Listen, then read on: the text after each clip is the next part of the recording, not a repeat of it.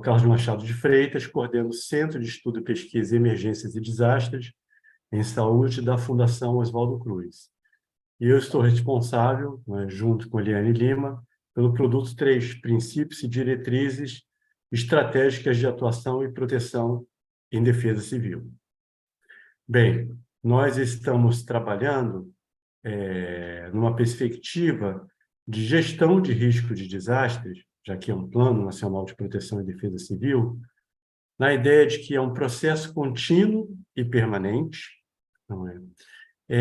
Esse processo contínuo e permanente, ele tem uma série de documentos, não é, que devem nortear a sua elaboração, desde a nossa Constituição de 88, não é?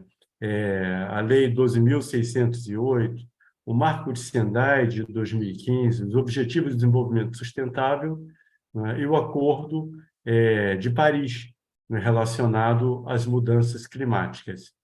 E estamos considerando, né, nos princípios e diretrizes, o histórico de avanços, né, no tema de proteção e defesa civil no Brasil, né, desde a década de 60, né, com os deslizamentos e as inundações no Rio de Janeiro, não é? Com as ações, por exemplo, iniciais de carro-pipa para seca na região Nordeste, ou seja, estamos considerando que esse momento atual, não é o resultado de uma série de avanços realizados no Brasil em momentos anteriores. Pode ser que não estejamos numa situação que seja considerada ideal, mas certamente estamos muito mais avançados do que já estivemos no passado. Próxima, por favor. Como o professor Francisco já falou, nós estamos trabalhando com a flor, né, de riscos dos relatórios sobre mudanças climáticas, né, e aí considerando os seus 4 aspectos que estão interligados.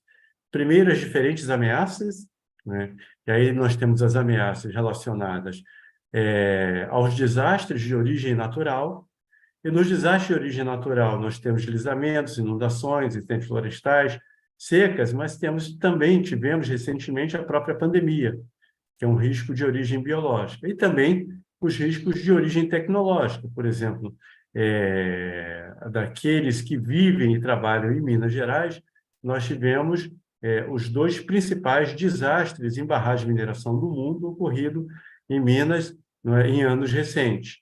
As vulnerabilidades, as exposições e também as capacidades institucionais de preparação e resposta. E, para isso, consideramos não só o diagnóstico que foi realizado em documentos prévios, não é, à própria elaboração do Plano de Proteção e Defesa Civil, e do qual o próprio professor Francisco Dourado também trabalhou, considerando um dos critérios de risco. A próxima, por favor.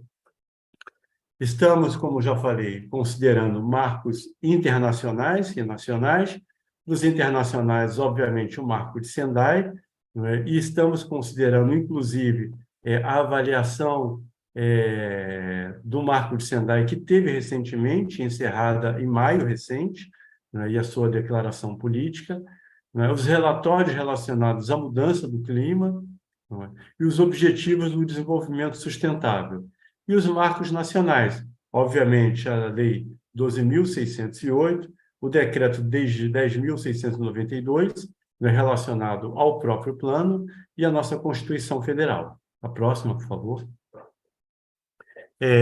Estamos trabalhando numa perspectiva, né, porque isso tem impacto direto no desenvolvimento das diretrizes, que vão ser desenvolvidas para cada etapa de gestão de riscos, considerando as contribuições de vocês e o já acumulado até aqui, a importância de conhecimento dos territórios nos seus aspectos sociais, ambientais, econômicos e diversos outros, o conhecimento de cenário de risco, né, o professor Francisco Dourado trouxe, né, os cenários prioritários relacionados aos desastres de origem natural, mas nós não podemos deixar de considerar e estar atento aos desastres, aos cenários que podem envolver desastres, envolvendo riscos tecnológicos e, por exemplo, futuras pandemias, que não estão descartadas nos cenários futuros. E o conhecimento das capacidades instaladas, né? certamente nós temos muito que fazer no Brasil, muito que avançar na estruturação da proteção e defesa civil, que envolve um conjunto de instituições, inclusive aquelas mais diretamente ligadas à proteção e defesa civil, mas nós temos avanços significativos e eles devem ser também considerados. E trabalhando muito com a ideia de que todo o desastre ele atualiza um cenário de risco que já existia, não é? Mas no momento que ele ocorre, ele traz novos cenários de riscos, o que nos obriga a pensar uma gestão que vai da prevenção aos processos de recuperação e reconstrução, naquela perspectiva, inclusive, do Marco de Sendai, reconstruir melhor e de forma mais segura. A próxima, por favor. Mas também diferentes setores, então, é uma articulação e coordenação.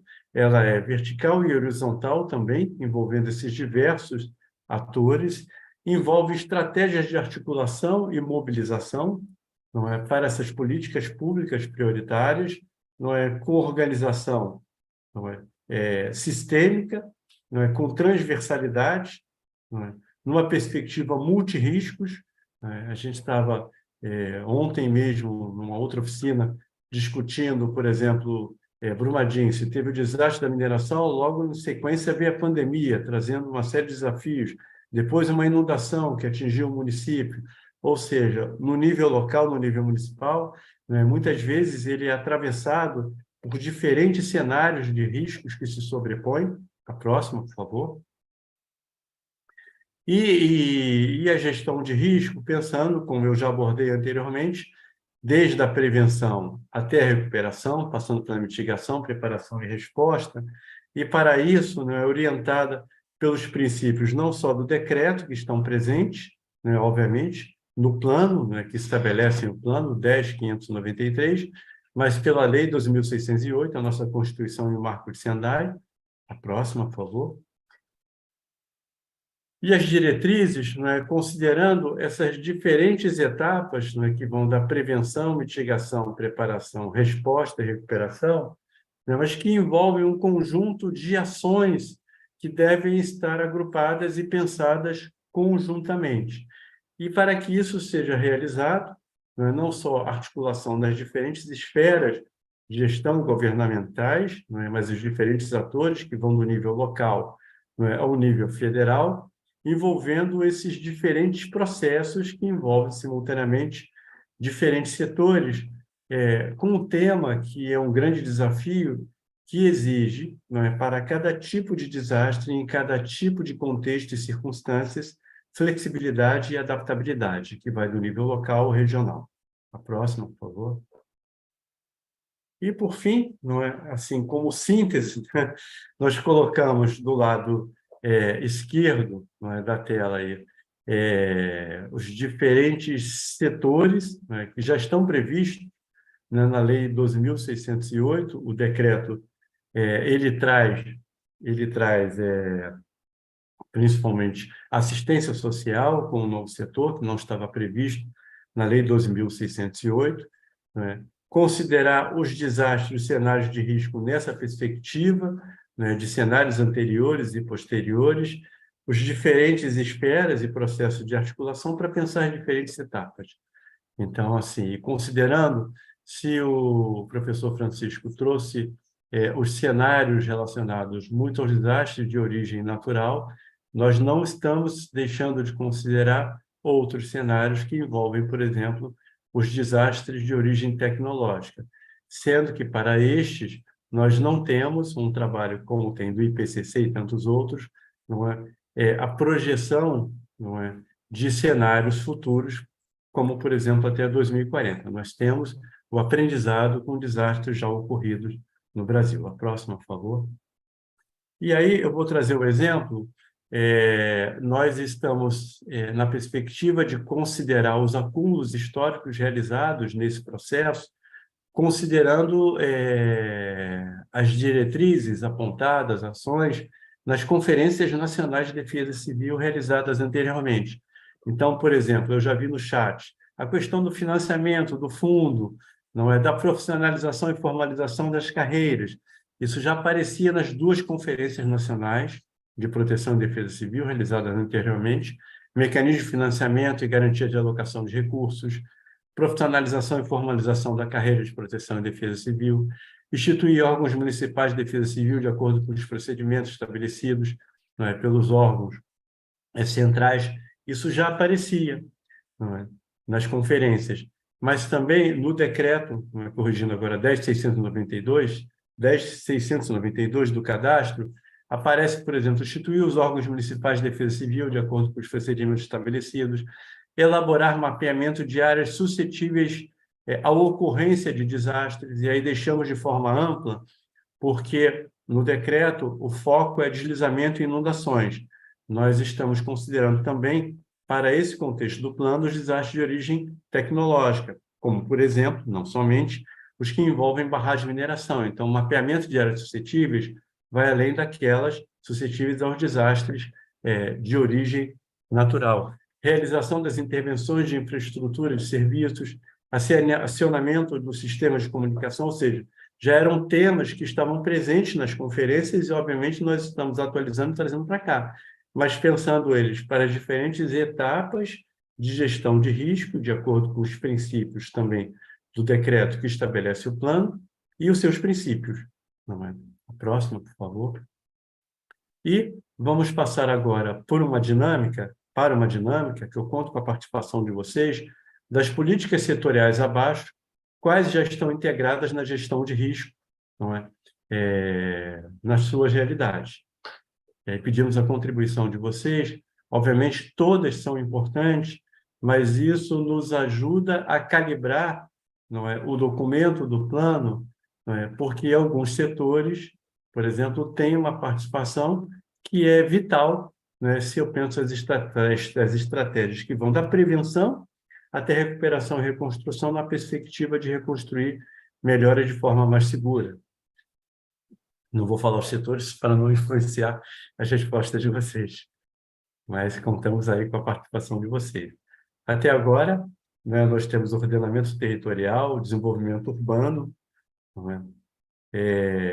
Meteorologia, climatologia, não é? Ciência e tecnologia, aparece aí também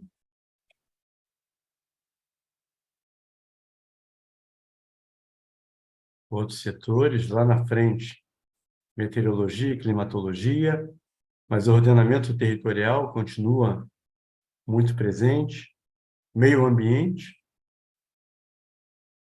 desenvolvimento urbano, infraestrutura.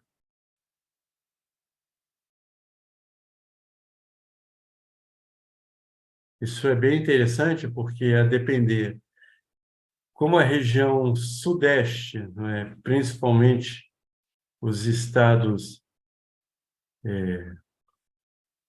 Rio de Janeiro, né, e São Paulo possuem capitais muito adensadas, Belo Horizonte também, não é? Mas muitas áreas urbanas com grande concentração, o tema do desenvolvimento urbano, não é, aparece de forma bastante forte, assim como a meteorologia e climatologia. E aí, muito relacionado aos desastres de origem natural. A assistência social aparece aí também, de maneira muito forte, muito presente.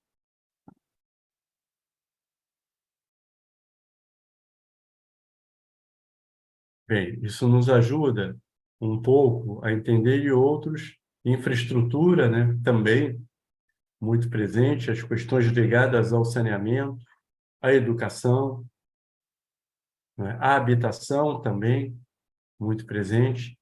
E eu acho que o desafio do plano é não só apontar para esses setores que são importantes, mas para a sua articulação, né? Porque alguns temas aqui aparecem de forma muito articulada, por exemplo, desenvolvimento urbano, ordenamento territorial e habitação, só para citar um exemplo, né? Não é único. E da infraestrutura também.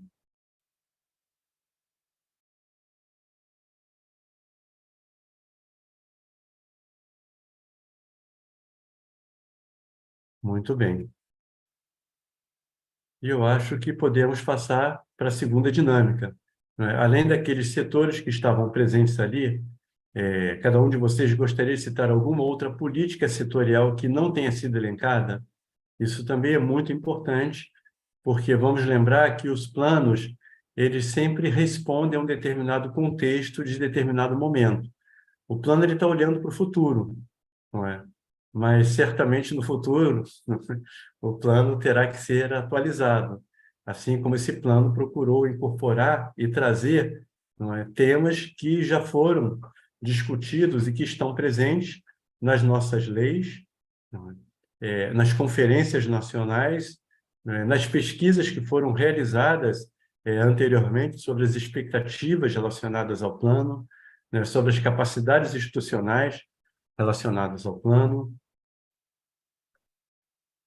Por exemplo, pessoas em situação de rua, né, isso vem aparecendo cada vez e de forma mais frequente.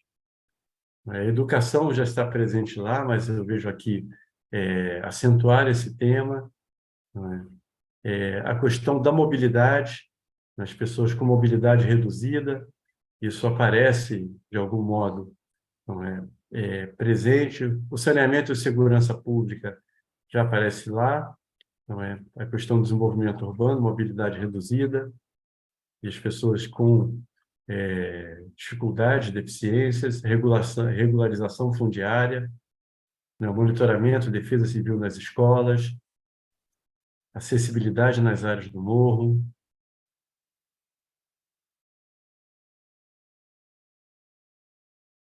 enfim. Eu acho que essa pesquisa ela vai continuar disponível aqui até a próxima.